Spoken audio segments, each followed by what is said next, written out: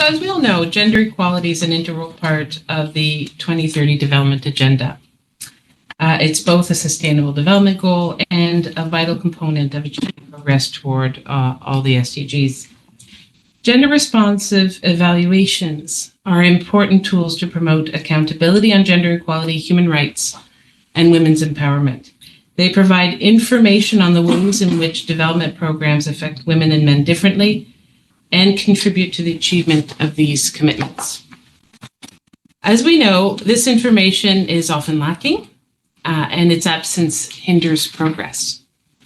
We know this, and yet strong data on gender and the differential impacts of development on men and women, girls and boys remains understudied and underdocumented. The evaluations we are recognizing today tackle this challenge.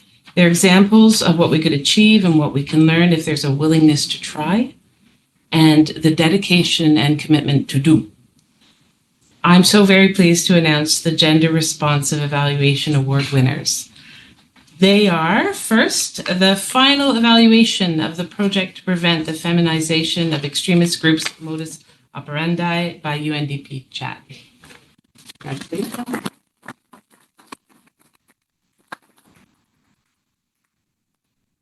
So this is what the reviewing team said about the evaluation. This evaluation puts gender issues at the forefront. The evaluation scope, criteria, methodology, and questions all contributed to ensuring the collection of data related to gender equality and empowerment of women. The presentation of recommendations is excellent, distinguishing between strategic and operational recommendations and showing explicitly for each of them their correspondence with findings and conclusions.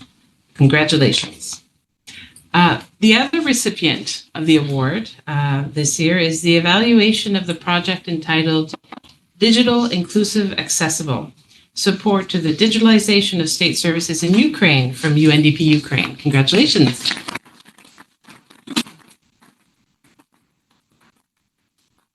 And this is what the reviewer said there. The scope and analysis of this evaluation integrated issues of gender equality and empowerment of women well. Evaluation criteria and questions were designed in a way that ensured gender-related data would be collected. The evaluation findings, conclusions, and recommendations all reflected gender analysis. We should not forget that the evaluation was conducted during the ongoing war in Ukraine, and despite that, the report was delivered 1 whole month before the estimated deadline, and with an actual expenditure well below the estimated budget. So that's quite amazing. So my heartfelt congratulations to the worthy winners. I'd like to open the floor to the representatives of the winning teams to say a few words. I'll turn the floor to Mr. Jacques Bossillier. Thank you very much, colleagues, and thank you very much, Akim, colleagues from the Independent Evaluation Office, and also all our peers and colleagues from the country offices and from regional centers and headquarters. Let me first of all start by thanking the Academy. No, that's a little bit of a, I haven't received the prize lately, so I'll maybe start in a more serious note. Let me maybe just say that it's really my privilege to accept this Gender Responsive Evaluation Award on behalf of the whole country team in Ukraine. The advancement of gender equality has always been one of the most important areas and priorities for our country office, and that's really very much appreciated for getting the acceptance and for accepting this award and for what we have achieved. We are convinced really that gender equality is crucial to enhancing inclusive economic growth and the promotion of sustainable development. So a little bit of a background of the project. In 2021, Ukraine took an ambitious goal to actually look at the digital divide in the country so that all men and women have equal access to electronic services. And the project was also very innovative because it really looked at digitization, which is also an enabler under our strategic plan, but also focused on the role of gender equality and how to enhance that through a dedicated digital, inclusive and accessible focus on digitization of public services in Ukraine. The idea behind the project was actually very simple. It had to look at new digital solutions based on the principles of not only human rights, but also gender equality for all users.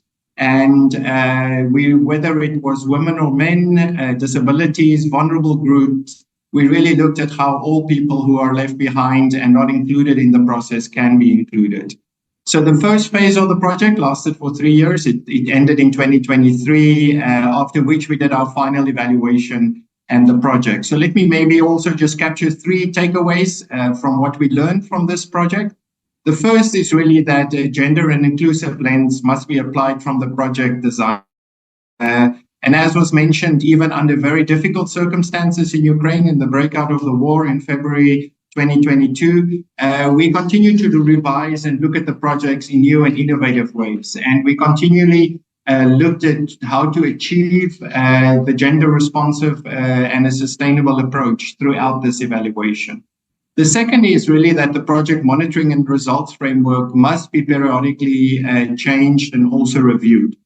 So to ensure also gender results, or sometimes the lack thereof, are captured in the project monitoring results. And lastly, we also did a specific effort in terms of capturing in the TORs how clear gender equality principles should be reflected in the evaluation results. Maybe just shortly, just a great achievement that we're very proud of is that the government partners, and this is the Minister of Digital Transformation, which plays a very important role in the government of Ukraine, actually included dedicated measures of women participation now in their online activities. And in all their efforts, they've taken on board some of the results of this evaluation.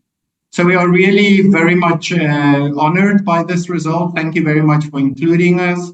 It's really inspirational under difficult circumstances for me and my colleagues here in Ukraine to continue to build an inclusive society, but it's really a priority for us, and it's great to see that it has been recognized. Thank you to everybody in the evaluation office, and thank you, Akum, for also participating in this event for us. Thank you.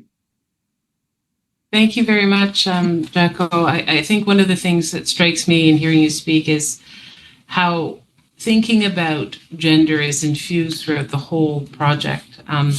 In not just the project itself, but of course how you measure and how you make sure you're on track. And I think that's an important lesson for us all, that this is something that is doable, but that it requires dedicated attention in every single aspect of the project. And thank you for that reminder, and congratulations again.